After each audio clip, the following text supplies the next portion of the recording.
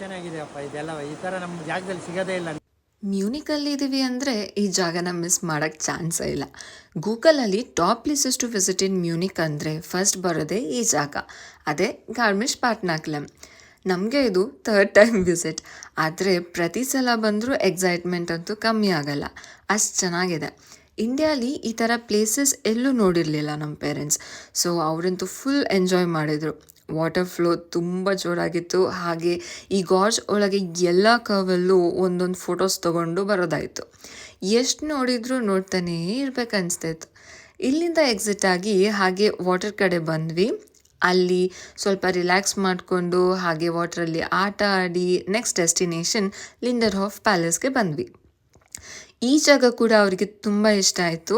Water fountain, greenery ಮತ್ತು ಚಿಕ್ಕ ಚಿಕ್ಕ ಫ್ಲವರ್ ಪ್ಲ್ಯಾಂಟ್ಸ್ ಅಂತೂ ನೋಡಿ ಹಾಸನದಲ್ಲಿರೋ ಪ್ಲ್ಯಾಂಟ್ಸ್ ಎಲ್ಲ ನೆನಪಾಗೋಯ್ತು. ಪ್ಯಾಲೇಸ್ ಗಾರ್ಡನ್ ಫುಲ್ ಖಾಲಿ ಇತ್ತು ನಾವು ಹೋಗಿದ್ದ ಟೈಮಲ್ಲಿ, ಸೊ ಆರಾಮಾಗಿ ಪ್ಯಾಲೇಸ್ ರೌಂಡ್ ಹೊಡೆದು ಸ್ವಲ್ಪ ಅಲ್ಲೇ ಸ್ವಲ್ಪ ಅಲ್ಲ ಜಾಸ್ತಿನೇ ಫೋಟೋಸ್ ತೊಗೊಂಡು ನಮ್ಮ ಡೇ ಟ್ರಿಪ್ ಮುಗಿಸ್ಕೊಂಡು ಮನೆಗೆ ಬಂದ್ವಿ.